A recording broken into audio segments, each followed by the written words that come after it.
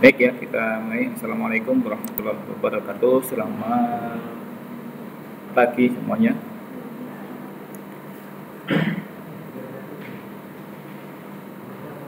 Hari ini kita lanjutkan materi minggu lalu, persiapan UTS ya.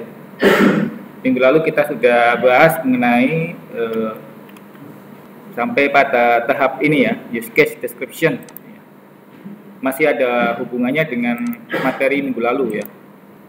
Kalau minggu lalu kita bahas mengenai use case diagram ya. Hari ini kita bahas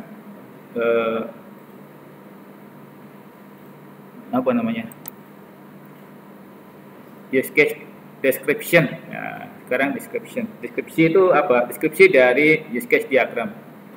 Seperti kita ketahui di gambar ini, use case diagram itu hanya gambar begini saja, tanpa ekspresi ya, tanpa ekspresi. Tapi kita sudah paling nggak paham caranya menempatkan komponen use case ya. Misalnya kita membuat aktor ya, membuat use case ya, membuat elemen sistem ya, sistem bagaimana interaksi antara aktor dengan use case ya. Juga bagaimana interaksi antara use case dengan use case atau aktor dengan aktor. Ya, biasanya kalau aktor dengan aktor itu turunan ya, pewarisan ya, pewarisan lebih tepatnya. Juga begitu juga dengan use case itu biasanya adalah bentuknya pewarisan. Ada tiga macam relasi dalam pewarisan ya. Pertama adalah generalisasi yang minggu lalu kita sudah bahas ya. Yang kedua adalah include ya, yang ketiga adalah extend. Nah, kita sudah tahu ya caranya menggunakan garis hubungan ya. Itulah kenapa alasan kalau kita menggunakan aktor dengan use case, interaksinya hanya berupa garis saja ya. Baik, hari ini kita latihan ya. Hari ini kita latihan latihan setelah kita membuat use case ya. Ya, setelah kita membuat use case ini kita buat use case description. Use case description sudah kita pelajari template-nya minggu lalu. Hari ini baru kita mulai latihan. Mari kita perhatikan, simak baik-baik ya. Karena UTS-nya nanti kita akan bahas tentang ini ya. Oke, dari sini kita bisa copy template-nya ini ya. Kita copy template-nya, klik kanan, kemudian di copy, kita buka Excel gitu ya. Excel, mana Excel?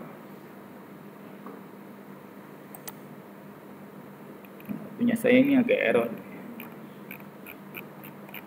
muternya.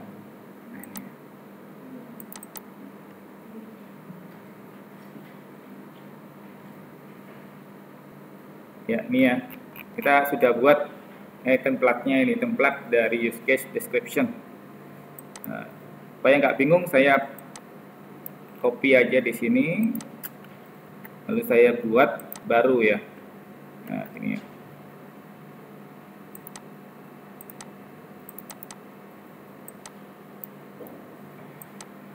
Nah,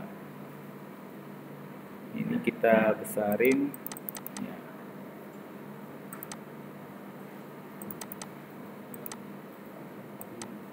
Ini template ini penting ya, jangan di luar template.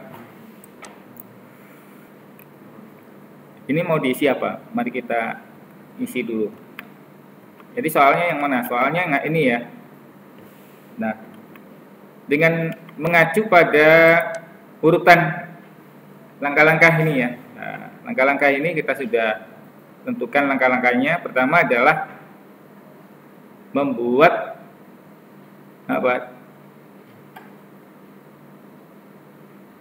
algoritma deskriptif ya. Algoritma deskriptif gimana Pak? Proses bisnis, ya proses bisnis. Ya. Proses bisnis yang sudah kita buat di pertemuan sebelumnya, ini ya.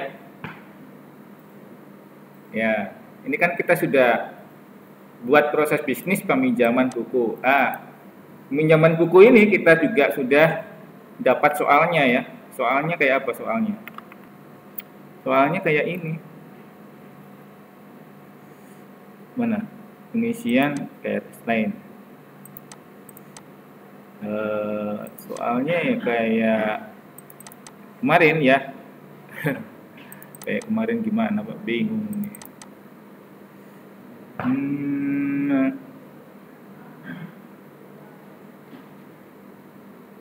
Gak ada. Bentar.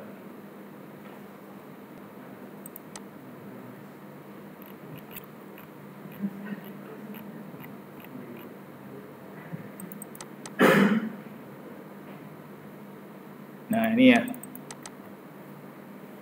Ini kita diminta.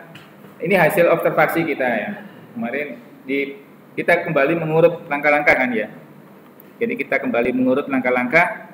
Kenapa langkah pertama adalah hasil observasi secara deskriptif ini ya. Ini hasil kita survei ya, di lokasi seperti apa dan kita tulis. Kemudian ini kita buat proses bisnisnya ya, supaya urut lebih enak dibaca. Caranya adalah dengan menggunakan langkah-langkah seperti ini ya. Gunakan kalimat tunggal. Kalimat tunggal yaitu SPO. Nah, kita fokus di bagian aktor dan sistem.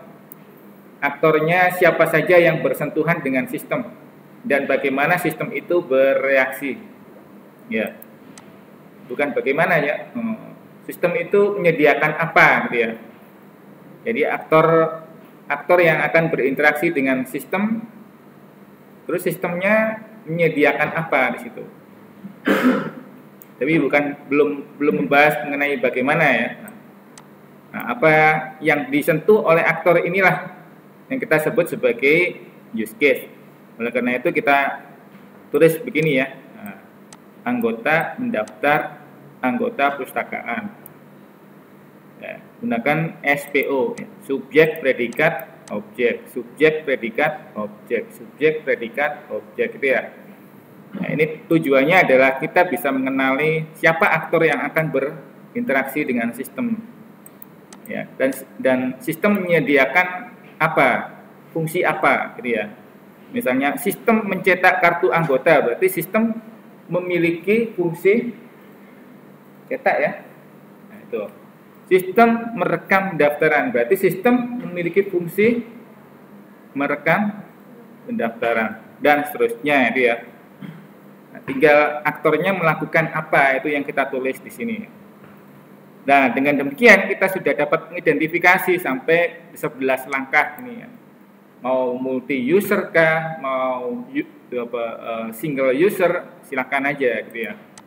Tergantung kita desainernya atau tergantung dengan kebutuhan ya. Biasanya kebutuhannya seperti apa, kita buatkan sesuai dengan apa yang klien itu minta. Gitu ya. Baru kemudian yang lain-lain ini kita buatkan lagi case berikutnya. Oke ya, kita sudah identifikasi ini, baru kemudian kita susun dalam bentuk use case ya. Use case-nya sudah kita buat kemarin di mana? Di sini ya. Nah, ini ya. Jadi langkah-langkahnya kita buat bentuknya dari proses bisnis tadi, itu kita ubah jadi ini ya. Flowchart. Jadi yang dari deskriptif tadi ya, dari langkah-langkah ini deskriptif ya, ini deskriptif yang berupa ini ya, ini deskriptif ya. Nah, itu kita ubah menjadi activity diagram ya. Activity diagramnya adalah yang ini ya. Nangkep gak? Nangkep ya. Nah, ini activity diagram.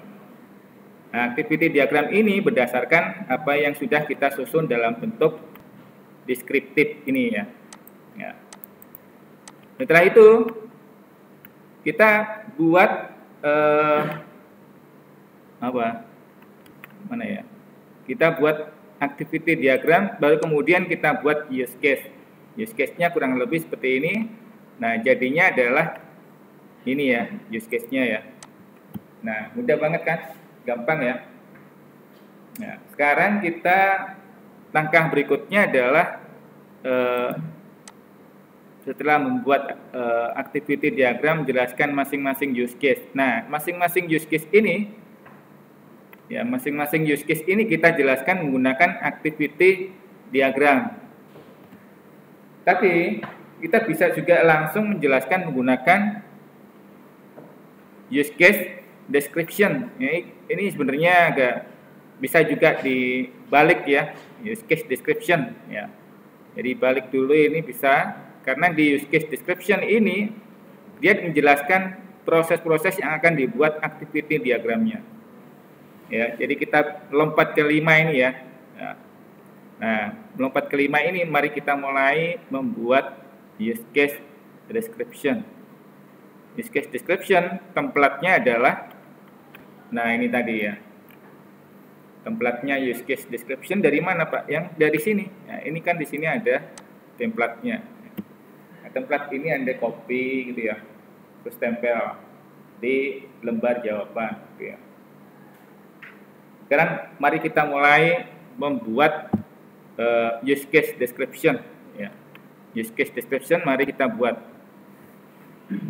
Dari ini kita buat use case description-nya adalah, misal saya dari sudut pandang anggota dulu ya, nanti baru kemudian sudut pandang petugas. Jadi per user ya, per user, usernya ngapain ya. Misalnya begini, saya mau buat use case description untuk menjelaskan deskripsi antara anggota dengan merekam pendaftaran. Skenarionya seperti apa? Nah, skenarionya ini kita tulis menggunakan use case description. Mari kita buat ya.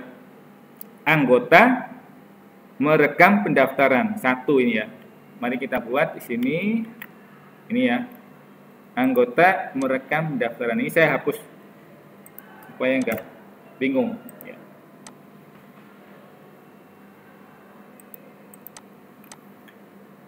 Nah, use case ID ini kita boleh kasih nomor ya supaya nggak bingung. Use case ID ini nomor 1 ini, saya kasih nomor 1 merekam pendaftaran. Oke, saya tulis di sini berarti ini ya 1. Use case ID-nya 1. Use case name-nya merekam pendaftaran, merekam pendaftaran. Nah, tulis ini. Deskripsinya merekam pendaftaran itu untuk apa? Ya, ini adalah formulir untuk pendaftaran anggota menggunakan sistem. Ya, dia kan sebelum menggunakan sistem kan harus daftar dulu, ya akunnya harus terdaftar dulu, gitu ya. Ya, tulis di sini juga anggota harus memiliki email, gitu ya. Email, misalnya gitu ya. Kalau misalnya email sekarang nggak dipakai Pak, pakai WhatsApp, oke silakan. Itu semua tergantung Anda ya desainnya. Nah, email misalnya gitu. WhatsApp boleh juga Anda masukkan WhatsApp misalnya. Sekarang kan WhatsApp digunakan, gitu ya.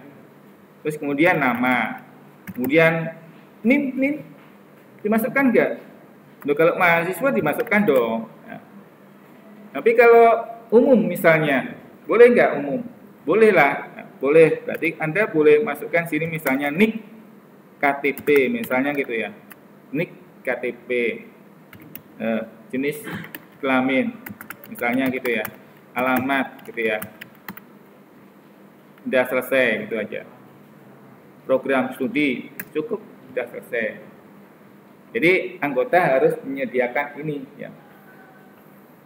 Jadi formulirnya dia harus isi datanya lengkap berdasarkan itu tadi. Nah, ini kebutuhan data ini biasanya berdasarkan survei ya, pengamatan di lapangan berdasarkan kebutuhan yang ada di situ ya.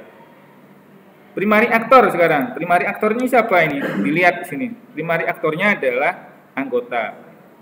Sekundarinya petugas. Kenapa sekundarinya? Karena dia juga berhubungan dengan form ini, ya. Berhubungan dengan form ini, maka kita tulis di sini primary aktornya adalah anggota, sekundarinya petugas. Include use case, include-nya ada nggak di sini? Nggak ada ya.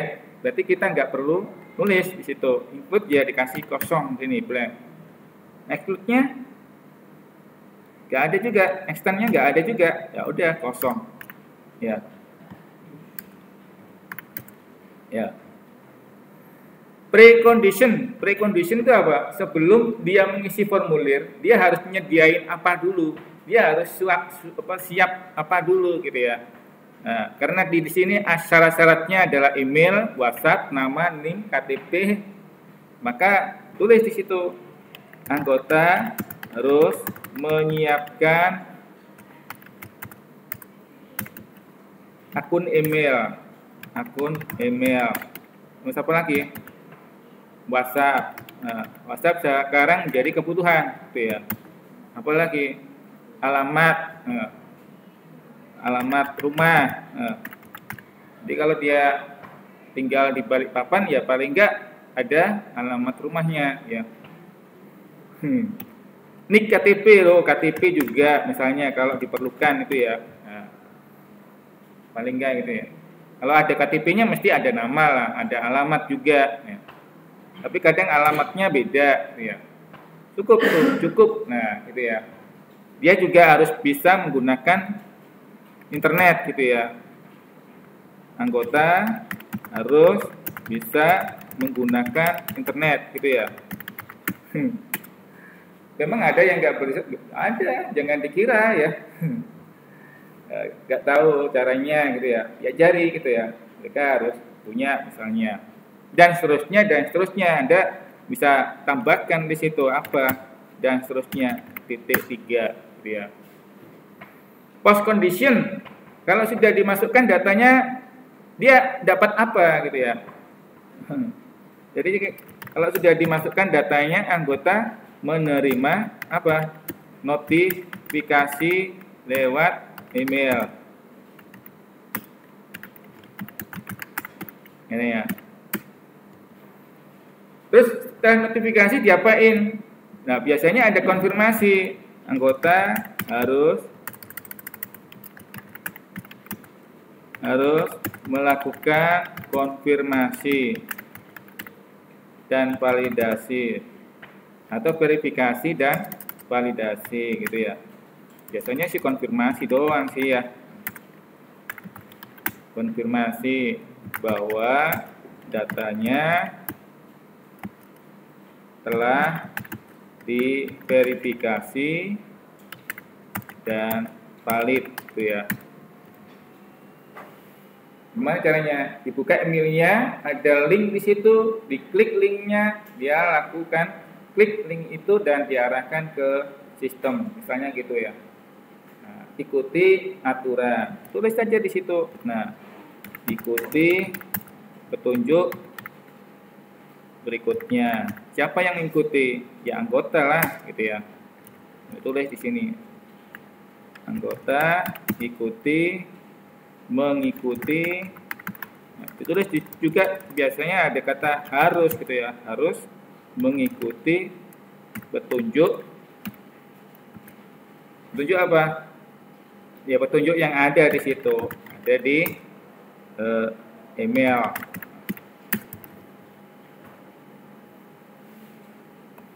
Nah, udah kan? Nah, prekondisi. Sekarang main flow. Main flow itu apa? Main flow proses bisnisnya, ya, proses bisnisnya, alurnya.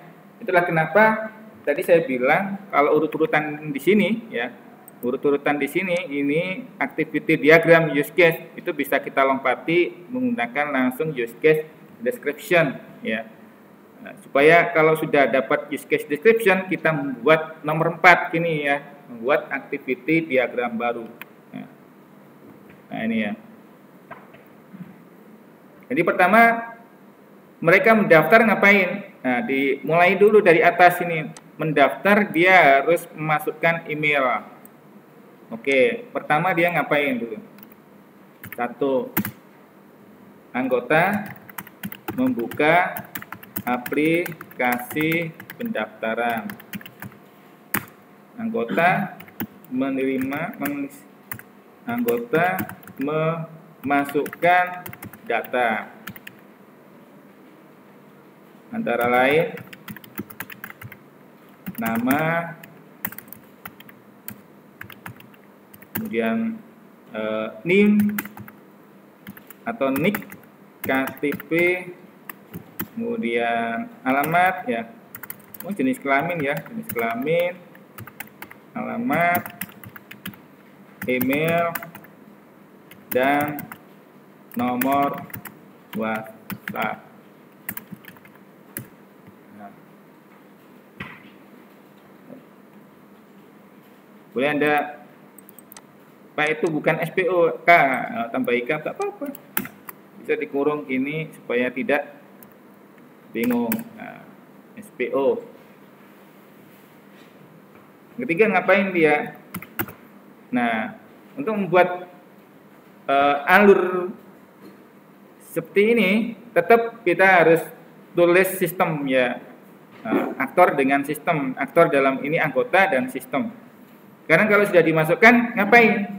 Sistem bereaksi ya, sistem menerima apa? Pendaftaran atau menyimpan pendaftaran di database gitu ya. Boleh juga menyimpan data pendaftaran.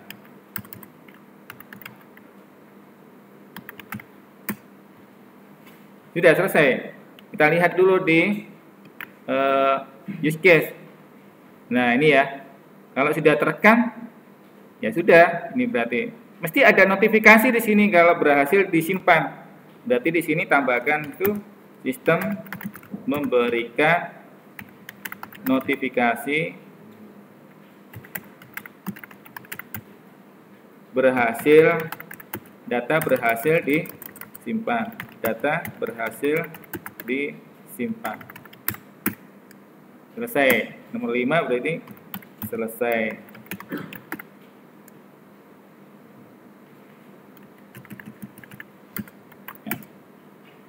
Ya kan? Nah, ini ya. Dengan susunan SPO ini kita mudah membuat, bisa menerjemahkan, bisa menangkap siapa aktornya dan bagaimana sistem memberikan respon. Langkah berikutnya adalah alternative flows. Alternative flows ini alur yang kalau terjadi kegagalan. Ya. Kegagalan gimana? Misalnya anggota membuka aplikasi pendaftaran, error gitu ya. Kok error gitu ya? Gagal kan? Coba dicek internetnya, jangan-jangan internetnya nggak connect gitu ya. Atau jangan-jangan lagi down gitu ya. Kalau down ditunggu sebentar gitu ya. Nah, tulis di situ. Nah, kalau hal seperti itu tidak bisa di luar kemampuan sistem, ya kita nggak usah perlu tulis gitu ya. Misalnya internetnya lagi down, berarti itu di luar kemampuan sistem. Ya, nggak punya pulsa, itu di luar kemampuan sistem. Ya, nggak punya handphone, nah itu juga di luar kemampuan sistem. Jadi gimana dong? Nah, alternative flows ini perhatikan biasanya terjadi pada sistem, bukan terjadi pada anggota. Nangkap gak ya? Ya, kalau terjadi pada anggota itu biasanya yaitu tadi di luar sistem, nggak punya pulsa, nggak punya handphone, nggak punya komputer. Terus ngapain dong? Nggak punya email. Itu kan di luar kemampuan sistem. Itu nggak perlu ditulis di bagian main flow, alternative flows. Jadi yang ditulis di alternative flows adalah bagian sistem. Nangkep ya? Nah, bagian sistem itu yang mana ini? Nomor 3. Jadi bukan anggota, bukan pada nomor 1 dan 2, tapi bagian ini 3. Jadi tiganya gimana dong? Nah, 3 tulis di sini 3. Boleh juga sistem gagal. Nah, ini ya. Tulis di sini sistem menerima pendaftaran. Copy aja di sini ya.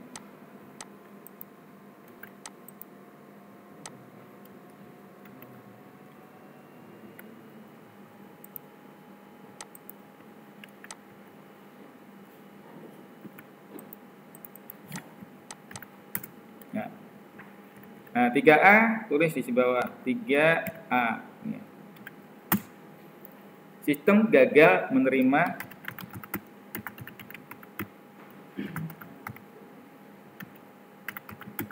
pendaftaran. Gagalnya kenapa?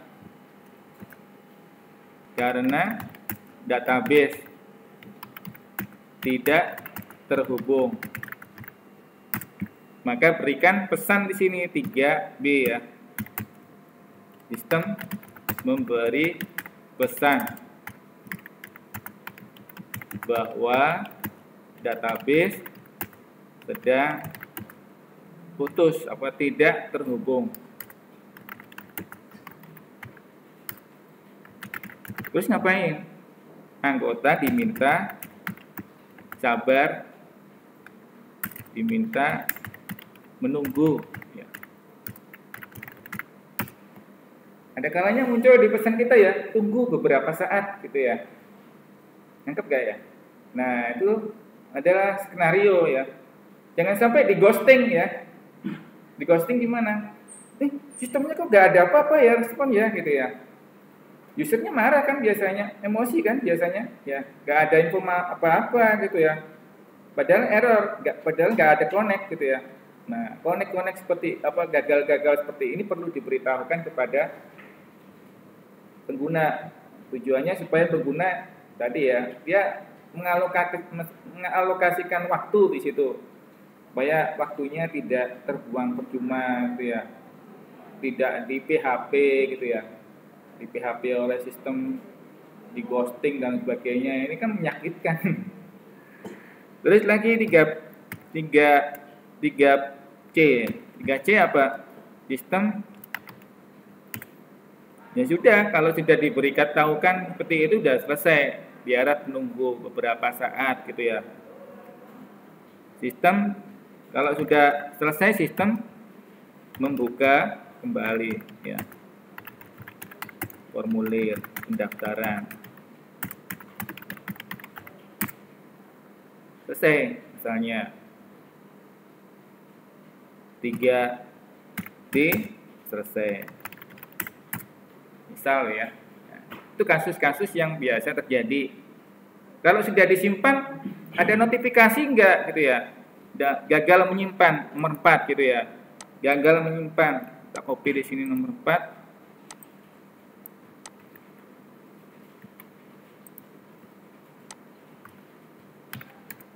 Nah, kalau disimpan gagal, ada apa gitu ya, misalnya tulis di sini gagal, sistem gagal menyimpan.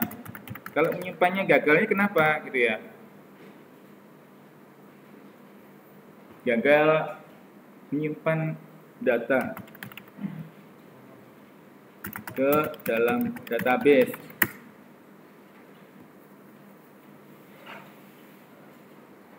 Dicek, barangkali gagalnya karena, tulis di sini gagal karena data tidak valid. Tidak valid itu gimana? Nah, misalnya gini, Anda di situ ada form email ya, form email. Anda nulis email yang keliru di situ ya. Tulisannya Anda kasih A gitu ya. Nah, itu kan kadang ditolak ya oleh sistem karena emailnya nggak valid. Kalau nggak valid gimana dong? Nah, beri pesan gitu ya. Sistem memberitahu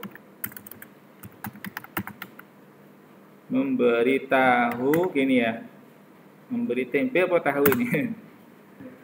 Memberitahu bahwa data atau salah satu data ya, salah satu data entah itu email entah itu nama, entah itu tanggal lahir ya, tidak valid. Sistem nomor 4 apa? 4C misalnya, sistem memberitahu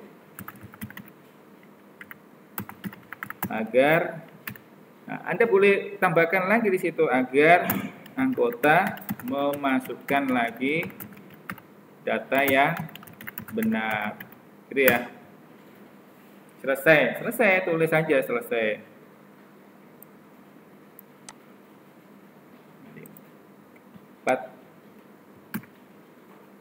4D selesai, gitu ya.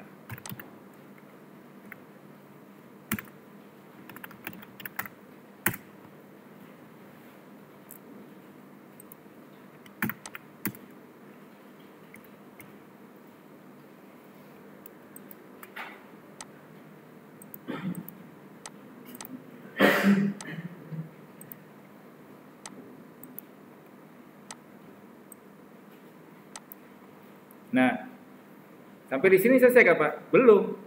Kok belum Pak? Nah, ini kan baru satu ini, baru form pendaftaran, merekam pendaftaran. Yang mana ini? Nah, kita belum mencetak kartu. Nah, mencetak kartu, buat lagi di sini template-nya use case description, kita copy, ya. Nah, segini, lalu dibuat lagi di bawahnya. Nah, bawah ini. Nah, paste di sini, ID-nya diganti di sini, ya, ID 2. Nah, ya ini dikosongi lagi.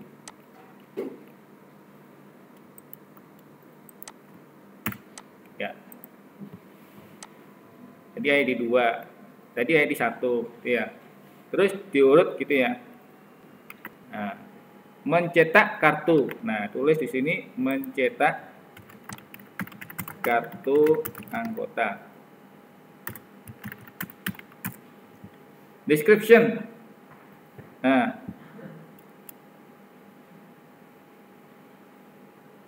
pada formulir, misalnya kita set nih pada formulir pendaftaran,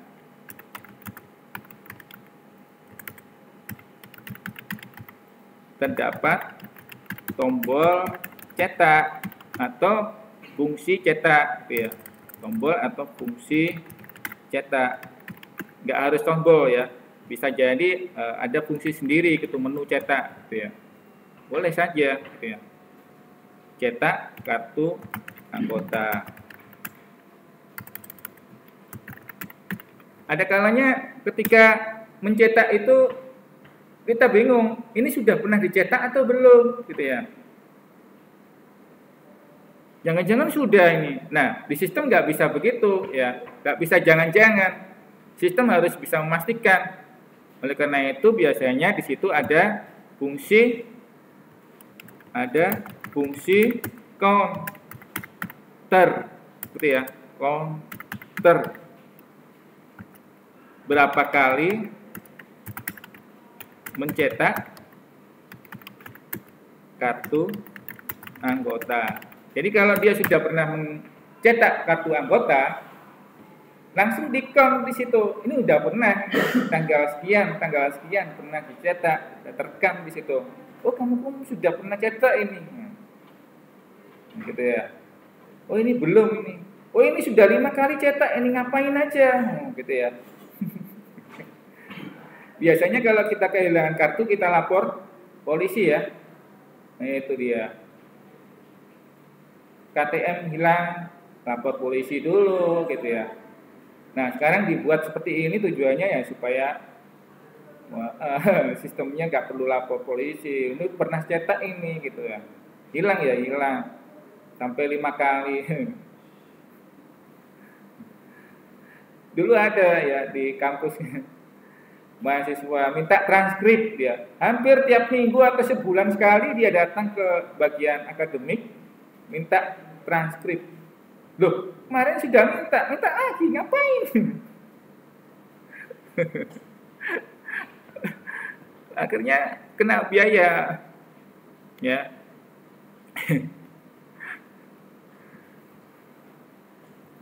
Baik, berikutnya adalah primary actor. Primary actornya yang mana ini? Masih anggota kan ya? Tulis di sini anggota. Baru ini petugas.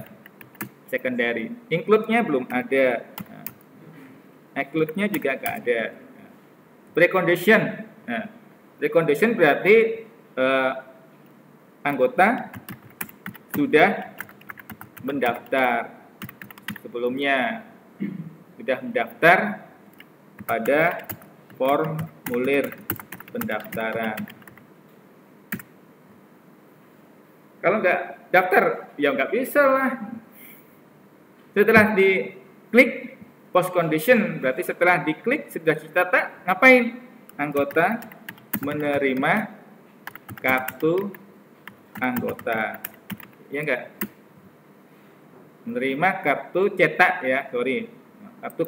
Kartu itu kadang sekarang itu ada kalanya melalui aplikasi. Jadi kemarin ada temen ya bikin aplikasi, itu kartunya ada di aplikasi itu. Jadi kalau mau nunjukin kartunya, dibuka aplikasinya terus ditunjukin ini loh kartuku, nggak bisa begitu. Namanya kartu tetap harus fisik ya. Kartu ATM-nya mana loh? Ini di aplikasi nggak mungkin. Jadi ATM tetap harus fisik juga. Nah itu ya. Nah, namanya kartu harus fisik. Oleh karena itu kita ketik di sini cetak kartu anggota. Menerima sudah cetakkan kartu anggota. Main flow. Nah, main flow kita buat skenario juga. Skenarionya seperti apa? Nah, karena di gambar ini tidak ada skenario, maka kita perlu jelaskan skenarionya, main flow-nya. Ya. Yang pertama adalah anggota telah mendaftar pada formulir pendaftaran. Atau bisa juga langsung ke sistem gitu ya, boleh sistem menampilkan data anggota tersebut ya. Nah, terus siapa yang mencetak? Kita lihat urut-urutannya dulu ya, prosesnya ini ya. Nah, kebetulan lagi hafal ini ya, jangan diabaikan ini, jadi nyambung gitu ya. Kebetulan tadi udah nyambung ya. Jadi mendaftar, kalau nggak punya kartu, dia bisa langsung pinjam buku. Dia harus daftar dulu, menekan pendaftaran gitu ya. Kalau sudah punya kartu, dia bisa langsung pinjam buku. Nah, untuk yang tadi ya, ternyata harus ada. Kalau sudah punya kartu, bagaimana dong gitu ya. Nah, berarti di sini ya, skenarionya ada di sini ya. Kalau sudah punya kartu bagaimana dong? Nah, gitu ya. Jadi nggak perlu lagi pakai ini, mencetak kartu gitu ya. Mereka pendaftaran lagi gitu ya. Nah, gitu ya. Jadi di sini adalah harusnya ada di sini ya. Nomor 2 ya. Harusnya ada di nomor 2. Nah, nomor 2 di sini harus ada di sini ya. Kita isi ya. Shift enter row. Nah, ini ya. Harusnya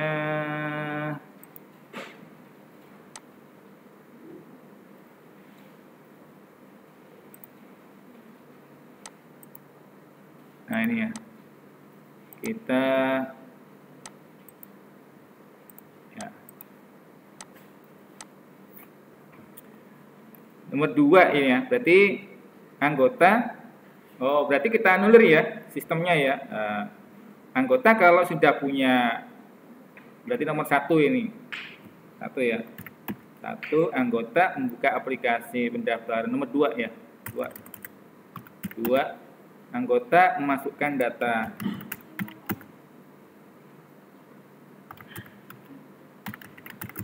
Data pendaftaran.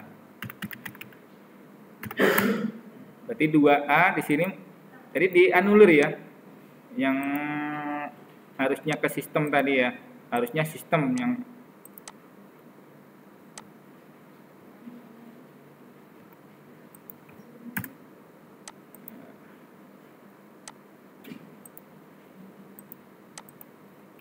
nah ini 2, berarti ini ada beberapa kali insert. dong. 2A. Jika anggota telah memiliki kartu anggota, maka gitu ya, maka tidak langsung bisa meminjam buku. 2B. Jika anggota belum memiliki kartu anggota, maka anggota membuka formulir pendaftaran sistem. Ya, ini ya. Jadi di sini ada tulisannya mendaftar anggota. Punya kartu? Belum ya daftar dulu. Kalau sudah ya bisa pinjam buku langsung gitu ya. Begitu juga dengan ini ya, merekam pendaftaran. Berarti sistem merekam pendaftaran tadi ya. Nah, ini ya. Sistem menerima atau menyimpan merekam pendaftaran. Tulis di sini merekam ya. Merekam pendaftaran atau menyimpan data merekam pendaftaran. Tulis ya. Nah. Jadi ini ada hubungannya dengan yang tadi ya. Jadi tulis di sini C. Lanjut proses berikutnya. Oke, selesai ya. Nah, nomor 2 ini ya. Lanjut proses berikutnya itu yang mana? Nah, ya proses berikutnya kalau dia punya kartu anggota, ya langsung nanti di proses berikutnya, di proses yang berikutnya sesuai dengan ini ya, meminjam buku dia. Jadi di template yang berikutnya. Nah, ini ya. Nomor 2 ada ya. Sorry, berarti tadi sistem. Tadi sebenarnya sistem yang harus diani ya. Supaya dia proses ini juga terbaca semua gitu ya. Oke ya. Baik, kita lanjutkan sekarang. Loh, kok melorot gini?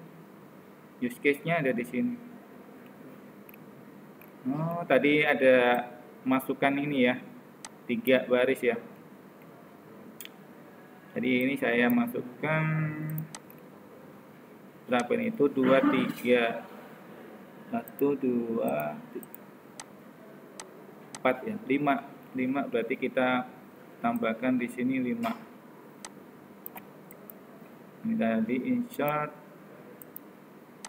cell. Nah, ini ya. Oh, kebanyakan.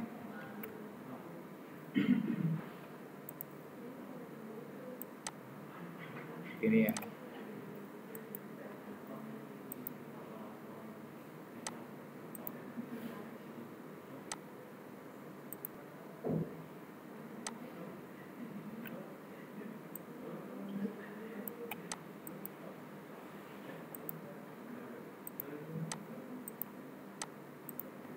Ya. Oke, pas ya. Kemudian ini di merge. Ya, merge. Oke deh. Sip.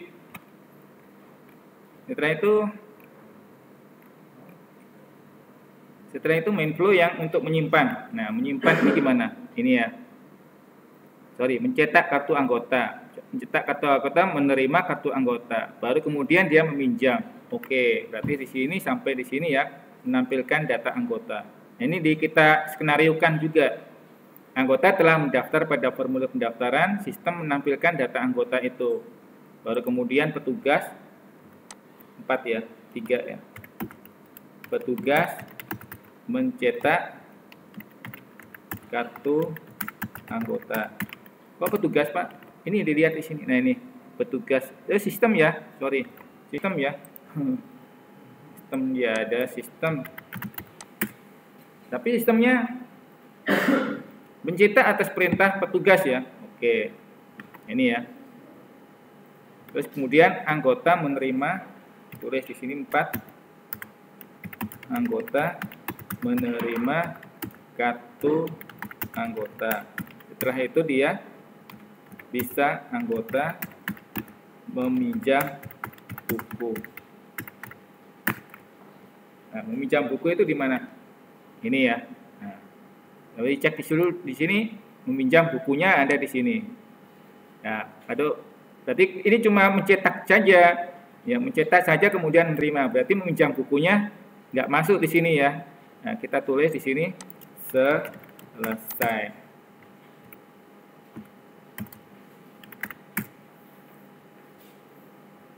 Ribet nggak? Ribet. Tapi kalau jadi, nah, kita tahu skenarionya sehingga programmer nanti bisa membuat berdasarkan perintah-perintah ini. Ya. Sekarang alternatif flows. Di sini ada alternatif nggak? Alternatif. Nah ini ya. Alternatif tulis di sini. Biasanya alternatif itu kalau ada ini ya, jika gitu ya. Nah, di sini ketika dia mencetak kartu ini ada nggak alternatif? Nah, ada trouble nggak gitu ya. Nah, biasanya alur ini hanya alur proses normal saja. Nah, jadi alur yang ada di sini kita tulis proses normal saja. Nah, yang tidak normal seperti apa? Nah, kembali lagi tadi, biasanya sistemnya yang nggak normal gitu ya. Kita gambarkan seperti apa sistemnya jika tidak normal. Misalnya gitu ya. Misalnya gitu ya. Oleh karena itu, kalau anggota telah mendaftar pada formulir, terus sistemnya tidak bisa menampilkan data, apa yang terjadi? Tulis saja di sini.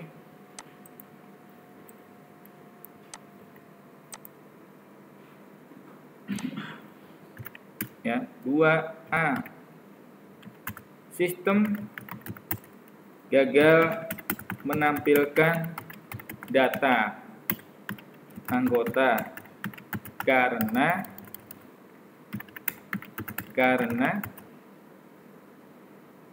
data terhapus, misalnya data hilang atau data tidak ada, terhapus.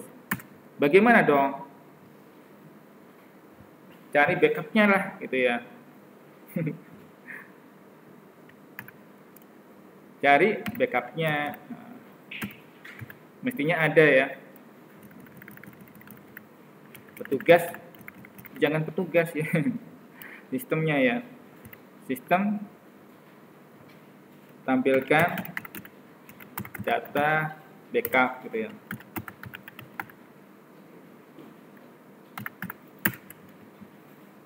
Temukan, biasanya terlacak di situ ya. Nah, kenapa kok nggak muncul gitu ya? Sudah daftar kamu? Sudah Pak, kemarin. Nah, gitu ya. Nggak ada namamu gitu ya. Cek dulu di database, di data backup gitu ya, di mirror gitu ya. Kok mirror Pak? Ya bisa jadi ya. Anda menggunakan sistem mirror gitu ya. Tetap nggak ada ya. Nggak ada juga rekam jejak gitu ya. Nah, berarti ada data log ya. Data log. Punya enggak data log? Nah, gitu ya. Dicek lognya nggak ada ini. Oh, belum daftar kamu? Oh. Nggak ada buktinya juga gitu misalnya. Coba lupa password. Nggak ada juga usernya atas nama lupa password, berarti belum daftar gitu ya. Nah, di tag di situ berarti kemudian sistem tampilkan data dan temukan data tersebut. Kalau tidak ada berarti dia ulang. Berarti ini selesai ya. 2C selesai. Nah, berikutnya apa? Mencetak kartu. Kalau kartunya ada trouble seperti apa? Tulis nomor 3 ya. Trouble-nya kenapa?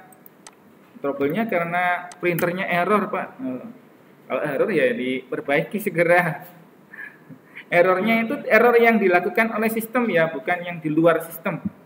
Ya, misalnya nggak ada kabelnya, listriknya mati dan sebagainya, itu kan di luar kemampuan sistem.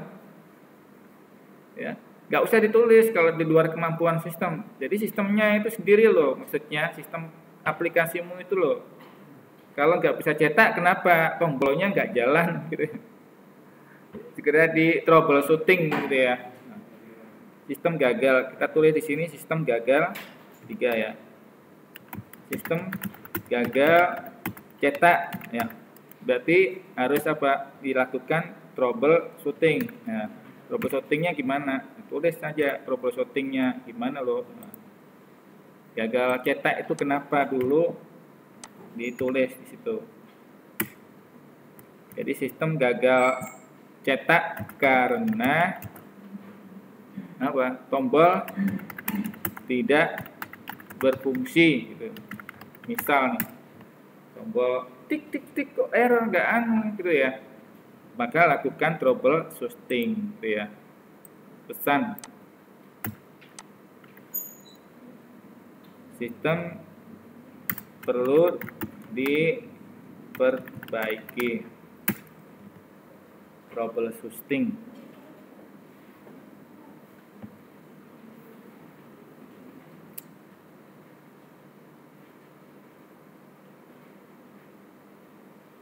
Tuh.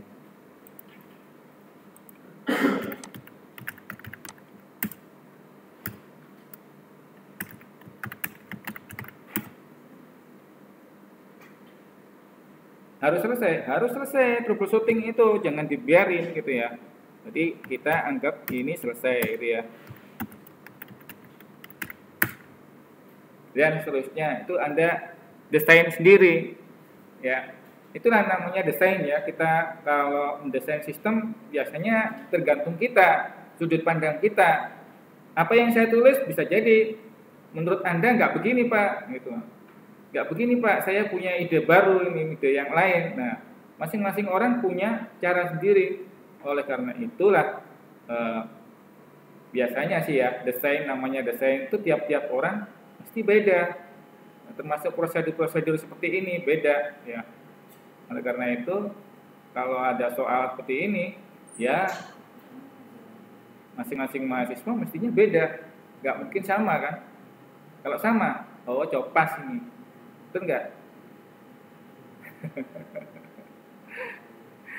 Apa yang saya urut gini ya, itu bisa jadi beda menurut Anda kan ya. Nangkep nggak? Nangkep lah gitu ya. Dan ingat ya, ini ada hubungannya dengan ini ya. Jangan sampai diabaikan ini ya. Jangan sampai diabaikan. Anda tulis dulu, baru dicek lagi boleh. Atau dilihat ini dulu, baru ditulis berikutnya boleh. Penting sinkron gitu ya. Urut-urutan ini harus dibaca di dalam deskripsi tadi. Ya. Begitu terusnya ini ya. Nah, Pak, itu prosesnya sampai selesai Pak, sampai menerima buku ini.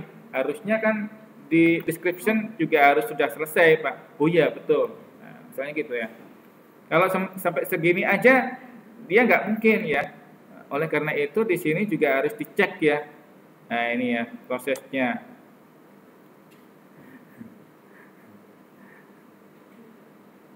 Diceknya gimana Pak? Itu kan sudah selesai itu Pak. Sampai selesai kan? Ini kan prosesnya dari anggota kan, sampai selesai kan? Iya, tapi di sini eksekusinya yang menyelesaikan adalah petugasnya. Nah, kita lihat dulu ya di sini ya. Ini yang eksekusi adalah petugasnya ini. Sehingga di terakhir-terakhir kita mendapatkan bukunya, membawa pulang. Ya, ini ya. Oleh karena itu, dua deskripsi ini perlu Anda tambahkan lagi berikutnya, tapi dalam sisi sebagai apa? Sebagai petugas. Anda tulis di sini bawahnya nih. Ya. Tulis lagi di sini satu, gitu ya. Bukan mencetak anggota, tapi apa? Merekam pendaftaran lagi.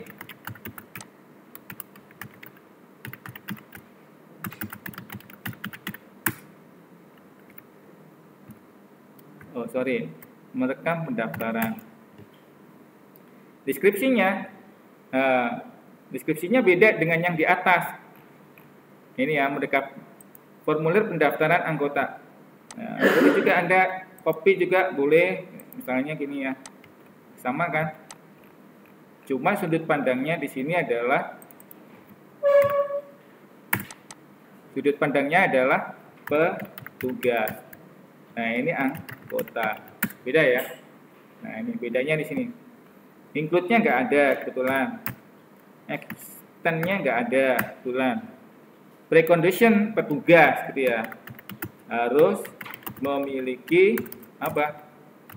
Akun sebagai petugas perpustakaan. Beda dengan yang atas ini ya. Kalau di yang atas ini anggota, preconditionnya anggota harus menyiapkan akun email, WhatsApp dan sebagainya. Tapi kalau yang bawah ini ya, merekam pendaftaran anggota, masa dia harus menyiapkan email? Kan enggak. Otomatis kan sudah punya. Yang penting dia punya akun usernya. Tulis di sini, petugas harus memiliki akun user sebagai petugas perpustakaan. Sudah cukup. Kalau dia nggak punya akun, ya nggak bisa buka lah, nggak punya privilege gitu ya. Post condition, ya dia petugas bisa mengoperasikan aplikasi atau petugas mengoperasikan aplikasi. Main flow-nya ya dibuat urut-urutan. Pertama apa? Main flow petugas ya, mengecek pendaftaran. Petugas mengecek pendaftaran. Tugasnya gitu ya. Sistem setelah mengecek apa? Petugas sistem mencetak kartu anggota. Kalau ada ya pendaftaran. Apalagi mengecek pendaftaran di sini ya, mengecek ya pada aplikasi. Jadi jika ditemukan gitu ya, pendaftar baru, dia mendapatkan bisa mencetak kartu anggota. Ini ya. Setelah itu sini petugas lagi menerima peminjaman.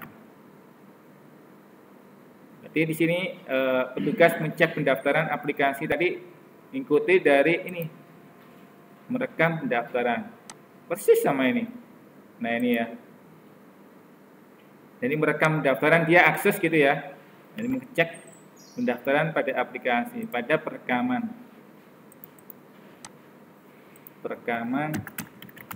pendaftaran. Ini perekaman pendaftaran. Merekam pendaftaran, dicek, menerima pendaftaran, kemudian dia mencetak. Ini mencetak ini ya. Nah, begitu juga dengan ini, mencetak ini ya. Nah, dia mencetak ini ya. Tapi belum ke sini dia. Belum ke sini. Ini ada prosesnya baru lagi. Ya, berarti ini belum ya. Belum ya. Petugas mengecek pendaftaran pada aplikasi perekaman. Kemudian mencetak kartu anggotanya. Ini proses baru lagi.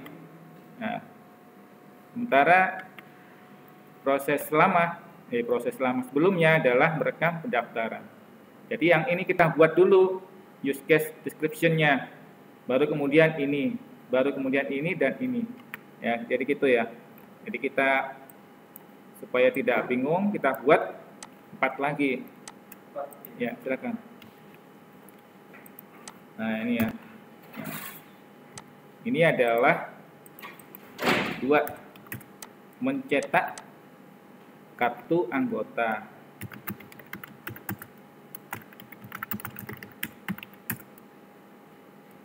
Deskripsinya adalah pada formulir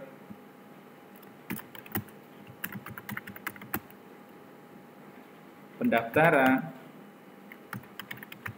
terdapat menu mencetak kartu anggota.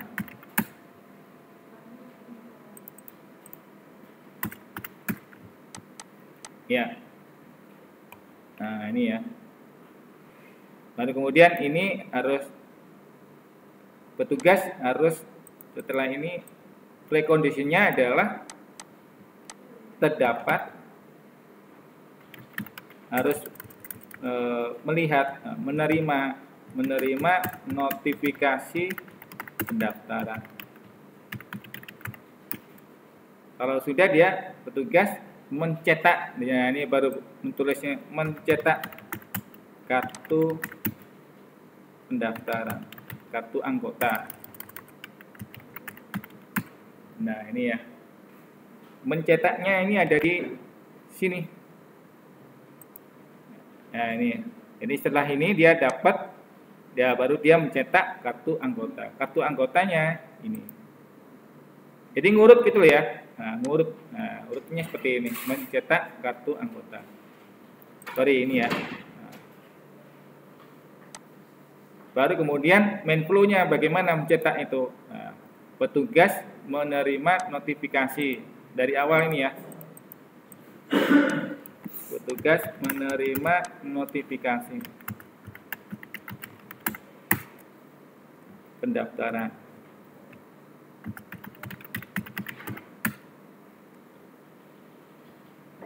Ping, ngeping gitu lah. Di aplikasi muncul ping, ada daftar nih. Nah, gitu ya. Oke, kita verifikasi datanya valid gitu ya. Baru kemudian petugas mencetak kartu anggota atau sistem mencetak kartu anggota. Ini sistem ya. Selesai. Tulis di sini selesai. Petugas menyerahkan kartu anggota pada anggota. Mat selesai. Yang begitu juga dengan ini. Kalau ini mencek pendaftaran, berarti dia harus siap, petugas siap mencetak kartu. Belum mencetak, tapi masih siap-siap cetak kartu. Atau melakukan validasi, melakukan validasi lebih dulu. Datanya valid enggak ini? Misalnya NIM-nya ini bener enggak? Itu dicek di situ NIM-nya. Oh, betul ini mahasiswa informatika misalnya.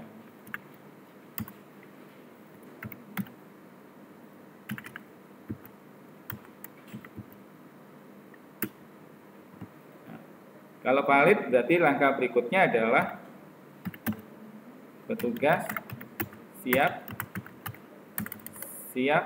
mencetak kartu anggota. Kalau valid ya, berarti 4 selesai. Ingat alternatif flows itu kondisi di mana apabila ada ketidaksesuaian atau kegagalan ya. Nah, Anda cek di sini mana yang gagal kira-kira. Nah, ingat biasanya kegagalan itu ada di sistem ya.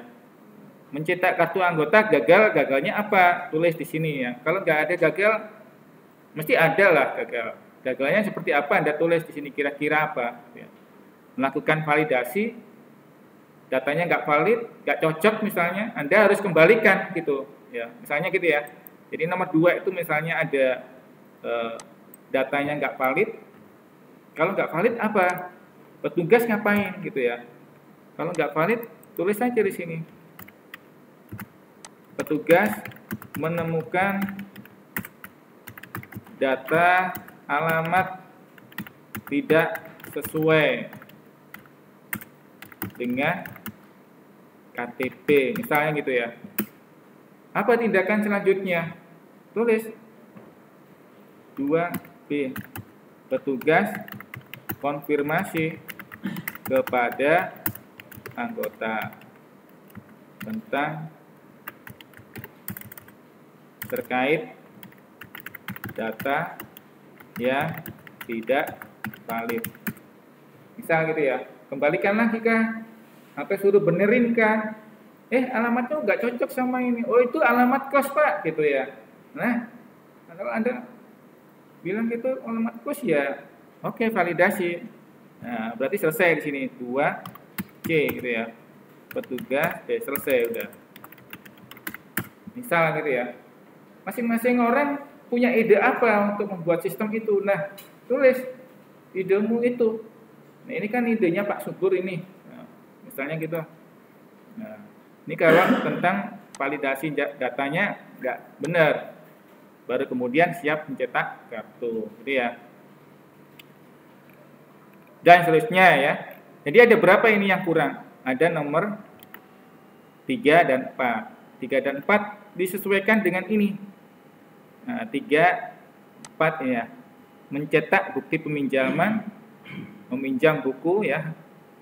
Dia meminjam buku, mencetak, menerima peminjaman, dan seterusnya ini kita tulis berdasarkan ini ya. Nah, ini ya, merekam peminjaman. Berarti di sini Anda buat lagi di situ ya. Nah, sini dilengkapi dengan menerima kartu anggota, dia meminjam berarti boleh. Pak, ini belum selesai ini. Nah, saya punya ide ini setelah dapat kartu, dia bisa pinjam. Oh, boleh. Tulis di sini meminjam buku. Jadi selesainya Anda tambahin lagi di bawah. Boleh. Tapi ingat ya, ini harus paling tidak menggambarkan yang ada di dalam sini.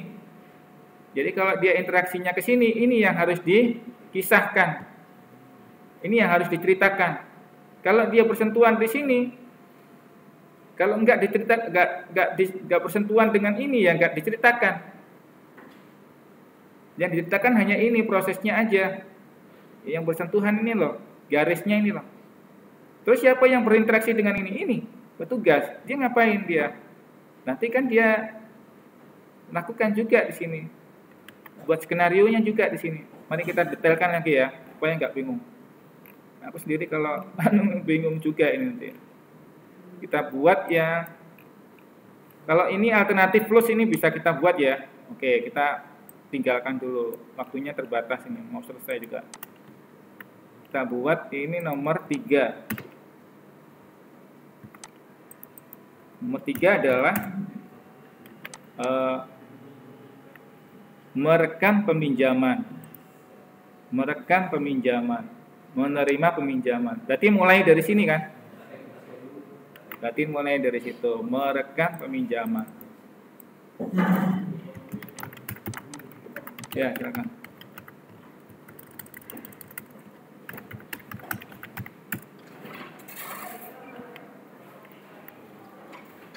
Merekam peminjaman. Ini ya, merekam peminjaman. Nah, ini merekam peminjaman ketiga. Merekam peminjaman ini adalah formulir rekaman transaksi peminjaman buku oleh anggota perpustakaan. Primary aktornya petugas, sekundarinya anggota. Sekundarinya nggak ada ya. Ini contohnya nggak ada. Kalau nggak ada ya dihapus lah. Prekondisinya apa itu? Prekondisinya dicek di sini. Prekondisinya adalah anggota meminjam buku. Berarti di sini anggota meminjam buku.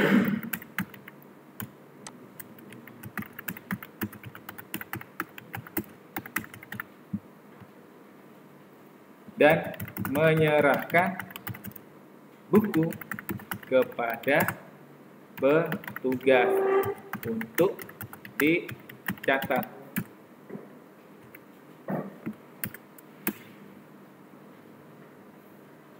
Setelah direkam, dicatat, transaksinya petugas ngapain dia?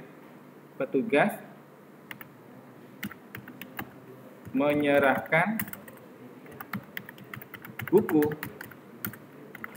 kepada peminjam buku atau anggota.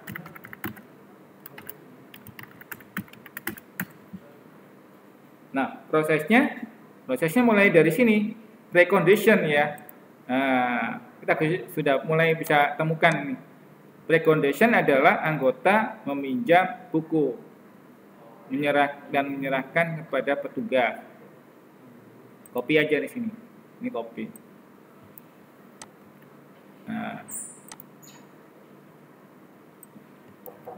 jadi dia berurutan gitu ya. Petugas menerima, sistem cek di sini, meminjam buku, menyerahkan, menerima pinjaman. Petugas menerima peminjaman buku. Petugas sistem ya, dicek ini. Sistem rekam peminjaman.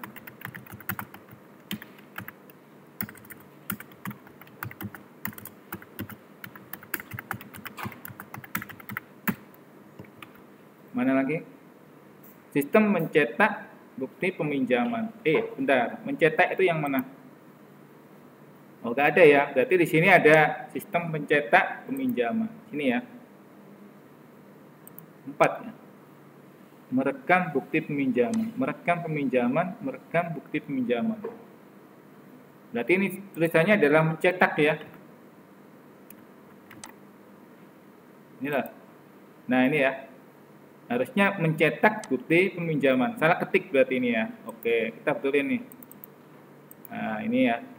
Mencetak bukti peminjaman.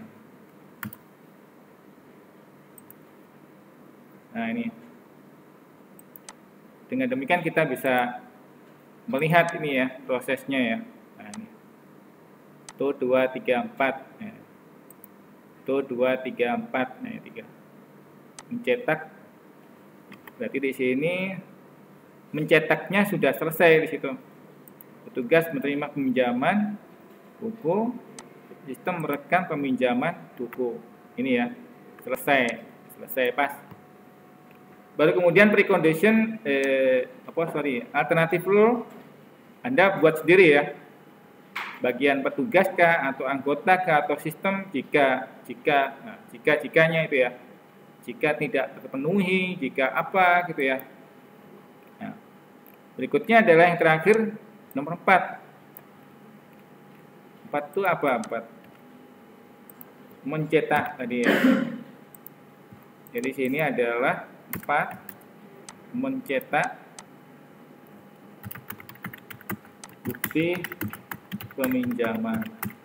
Syaratnya seperti apa? Tulis di sini ya. Formulir perekaman transaksi ada pencetak, terdapat fungsi cetak bukti peminjaman.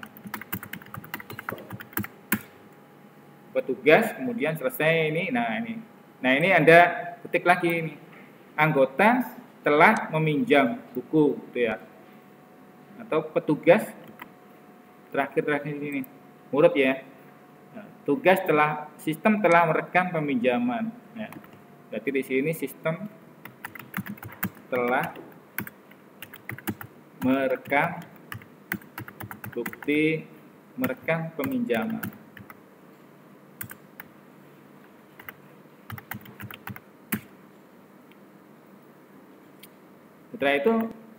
Setelah ini apa? Menyimpan buku. Berarti petugas menyimpan buku apa itu? Menyimpan apa ini? Menyimpan kartu buku, kartu buku.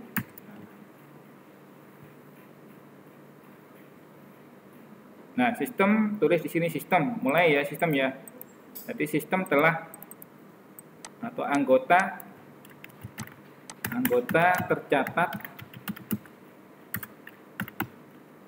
meminjam buku, meminjam buku pada sistem. Petugas dicek dulu nih. Petugas mencetak bukti peminjaman. Petugas mencetak bukti peminjaman. Sistem, menyimpan, petugas menyimpan, 3, petugas menyimpan bukti kartu buku. Selesai. Belum selesai. Sampai selesai kan ya? Anggota menerima buku. Tulis di sini. Anggota menerima buku dari petugas. Selesai. Menerima buku dan bukti peminjaman. Tulis. Dan bukti peminjaman. Bukti peminjamannya ditaruh, biasanya diselipkan di dalam buku. Selesai sudah. Kalau misalnya ada alternatif flows, ada, selesai. Tulis. Kalau nggak ada, biarin kosong. Nangkep ya? Mudah-mudahan nangkep ya. Selesai nih ya, sampai 4. Panjang nggak? Panjang lah. Tapi kalau kita sudah terbiasa, insya Allah cepat ya. Nah, ini ya. Jadi kita buat berapa tadi? Ini dari sisi anggota ada 2. Nah, ini ya. Dari sisi anggota ada 2, dari sisi petugas ada 4. 1, 2, 3, 4. Jadi sesuai dengan ini ya. Sesuai dengan arahnya hubungan ini loh, garis-garis ini loh. Nah, garis-garis itulah kita jelaskan menggunakan use case description. Nangkep ya? Mudah-mudahan nangkep lah. Ini kalau nggak terhubung ke sini ya nggak usah dijelaskan, cukup sampai sini aja 2.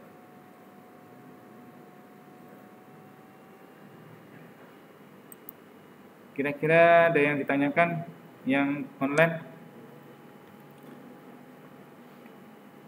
Jam berapa? Wah, jam 10 kurang. Masih ada waktu 10 menit.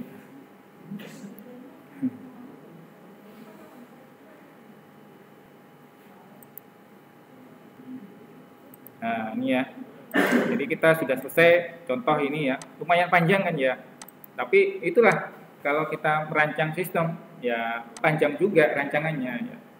Dengan rancangan inilah, dokumen inilah kita mengerjakan sistem ini ya. Itu dibaca oleh pengembang. Siapa pengembang? Developer yang ngoding-ngoding itu ya. Dengan ngoding-ngoding kita bisa mengetahui oh prosesnya seperti ini, membaca itu ya. Nah, setelah ini biasanya diapain? Main flow ini biasanya digambarkan lagi dalam bentuk apa? Activity diagram. Ada berapa main flow di situ? Ya, ada banyak. Ada 4 tadi, 6. Sorry ya.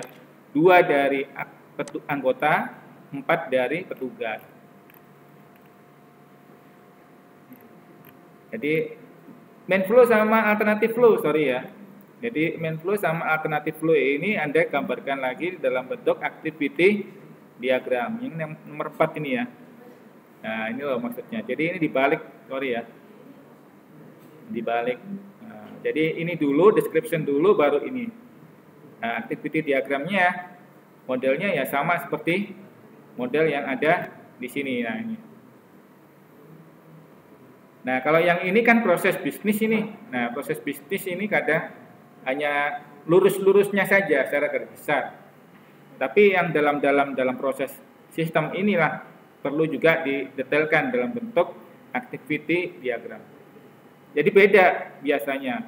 Kalau ini menjelaskan tentang proses bisnis, activity diagram berikutnya adalah menjelaskan tentang sistem.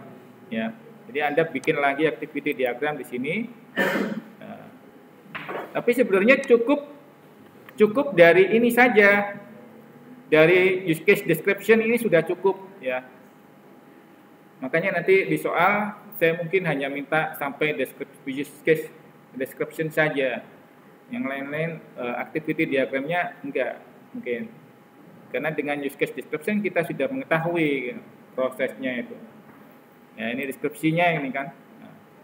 Nah, deskripsi ini biasanya akan digambarkan menggunakan flowchart ya, flowchart atau diagram activity. Nangkep ya? Mudah-mudahan nangkep. Ini saya rekam,